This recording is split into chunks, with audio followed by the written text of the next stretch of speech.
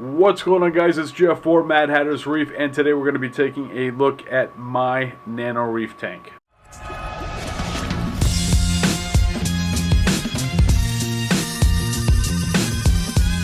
Got a little different scene going on today, guys. Don't know what's up. Very homey. It's a very warm feeling video. I like what's happening already.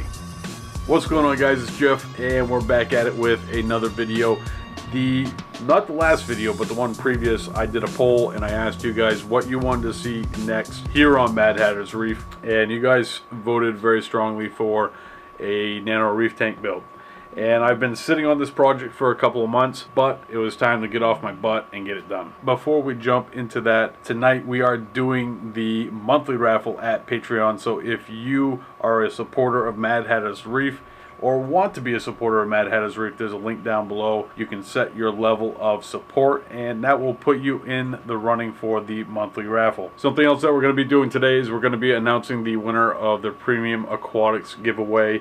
And this week we're giving away the Aqua Pulse Power Heads, the whole set. We're giving you the 10, the 20, and the 30. And we're going to do that towards the end of the video. And as always, this is where I talk about everything reef tank related. So if you love reef tanks like I do, smash that subscribe button. Alright, guys, so this is going to be a brand new series on how to set up a Nano Reef Tank. And I'm going to be capturing everything that takes place in this build and putting it into a playlist here on YouTube so you guys can follow it easily. One thing I will say about Nano Reef Tanks is I don't really recommend them for beginners, just because the fact that when things go wrong, it's such a small volume of water that things can go wrong very fast, as opposed to a large tank where things, if they're starting to go wrong, it usually is a little bit more gradual and not as fast paced. The first thing that I needed to do was to tear down the current Nano Reef Tank, and what this really was the fallout from the leak that I had in the Fluval spec. And what I did to recover from that is basically I just took a simple 10-gallon tank. I took everything out of the Fluval spec and threw it into this 10-gallon that you see here. One thing that is very important to consider when you're first setting up an aquarium is location. When my Nano Reef Tank started to leak, it actually was dripping into my soundboard, which ended up becoming fried, so I ended up losing my mic and a bunch of equipment. So next to your computer, really not one of the best locations, but that's the location that I'm going to be able to enjoy the Nano Reef Tank the most, so that's where it's going to be located. For this build, I'm going to be using the Fluval EVO saltwater kit, and this is 13.5 gallons. And when I was down at MACNA this year, I got to talk with the guys at Fluval, and really what they said the inspiration behind this product was all the people on YouTube that were taking Fluval edges, Fluval specs, all of their products, and converting them into a Nano Reef Tank. And what that really involved was some do-it-yourself projects and customizing of like the Fluval spec to get it so that it could actually be a Nano Reef Tank. And the folks at Fluval saw this and asked themselves, why were they not creating a product for the people in this niche? And I absolutely love that when a company has feelers out there and they're seeing what's happening or what the opportunities are with their products and making adjustments so it can better serve their customers. The EVO saltwater kit line runs in two different sizes, and you can get the 5-gallon, which is basically a beefed up Fluval spec, and then you can get the 13.5 gallon, which is what I'm working with here. The price point on this product line is pretty awesome. The Fluval EVO 5-gallon is around $100 from what I've seen, and then you have the 13-gallon, which floats between $120 and $140.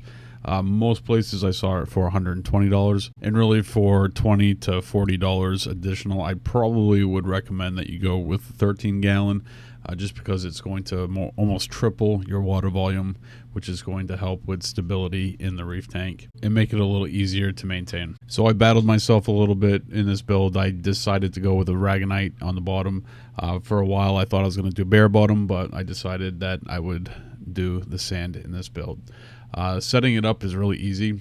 As you can see, I just put the pump together, and really all that is the pump slides in. There's a little bit of a tube, and then it connects to an elbow, which that elbow screws into a multi-directional outlet, and that outlet basically creates the water flow for the Nano Reef Tank. So what you have is the pump in the first chamber, which is sucking water.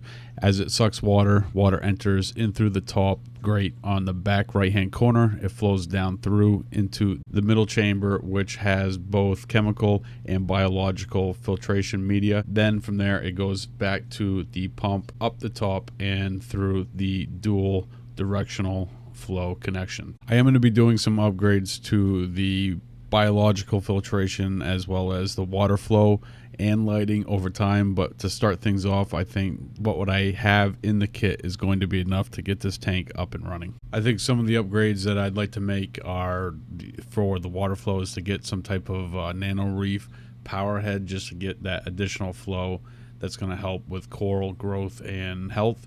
And as far as the biological filtration end of it, I think I'll end up taking the sponge, possibly replacing it either with the Brightwell Aquatics NO3 brick, just to increase the surface area within the tank. I could possibly go in the direction of utilizing ChemiPure Blue within the tank, or even do a combination of the two of them. But for now, we're going to stick with what the kit gave us, and that is some biomedia in a bag as well as carbon. So that combined with the sponge should be adequate enough biological and chemical filtration to get things going. Once I had everything put together, it was time to do some aquascaping, and the rock that I used for this was the stuff that I had in my previous Nano Reef tank, and it is probably some of my favorite pieces that I have out of all my systems. It's a combination of some real reef rock as well as a couple pieces that I've just had in my systems for years, and has always been very easy to aquascape, even though I did take a couple times to figure out how exactly I wanted to set this tank up. When you're aquascaping a Nano Reef tank, it's really important to kind of, as well as the same ideas that you would use with a bigger tank, try to keep things as open as you possibly can. Make sure that the water flow can go through the rock, so you're not going to have these dead spots where detritus can build up and other problems can actually start due to inadequate flow, water movement, and that kind of stuff. Mr. Saltwater Tank actually did a build with the EVO 13.5, and I will link to that in the description below if you want to check that out. I believe if you go to his website, you can get additional video that goes over aquascaping in the 13.5 gallon EVO saltwater kit. It gives a lot of great tips, and I'll try to dig that up and I'll throw that in a link in the description below. I didn't end up using any glue or epoxy when I was aquascaping in this tank. This rock is some of my favorite rock, and I really didn't want to glue it together. I ended up finding something that I thought was pretty awesome, and it ended up working for me. It was really open. It's even a little bit more open than what you're seeing here. That rock on the bottom right hand corner actually has a little bit of an arch to it, and water can flow right through the bottom of that setup. So that's exactly what I'm looking for, and I was pretty happy with it. Next up, it was time to add the water to the tank. Now this is pre-mixed salt water. This is actually the first time that I've never mixed the salt water in the tank for the very first time. This is something I pre-mixed it in a barrel and ended up adding it to the tank, and that worked out pretty well for me. I got the salt dialed in exactly to where it needed to be prior to even adding it to the tank, so a little bit less of a headache there. Lately I've been using the Brightwell Aquatics salt mix, and I've been using it in the big tank, and I wanted to be consistent between the big tank and the little tank, so if I needed to do a water change, I got it on hand. I'm pretty happy with the salt mix overall. It does have a bunch of residue that it leaves in the mixing container, but it seems like it mixes up pretty well. I'm not exactly sure what it's leaving behind, or if something's missing altogether, but so far pretty happy with this salt mix. Leave a comment down below if you guys know what is going on with that, or what your experience has been with the Brightwell salt mix. So here's a shot of the tank after we got everything up and going and had a couple days to calm down. I'm pretty happy as to where the Nano Reef Tank is currently, and in the next episode we're going to be taking a look at water flow and cycling the Nano Reef Tank. Alright guys, so now we're going to be taking a look at the winner, and for the Aquapulse Brian, love you shoes. Congratulations to this week's winner, and we are always giving stuff away at Premium Aquatics, so I strongly recommend that you guys sub and hit the bell so you stay up to date every time that we upload a video over there. And we are fastly, not even sure that's a word, I'm going with it, approaching 1,000 subscribers already. I appreciate you guys for that. That's awesome.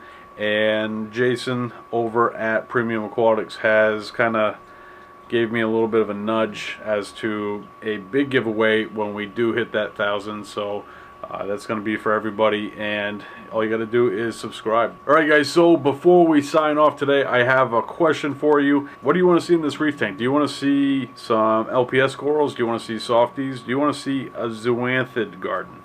There is going to be a poll that's going to pop up in one of these corners, and cast your vote. Alright guys, so links to everything that we talked about today down in the description, and if you want to support this channel, you always can do that on Patreon. There's a link down below. I want to thank you guys for hanging out with me today. Hit the thumbs up if you enjoyed this video, and I'll see you guys next time right here with a brand new video. Peace!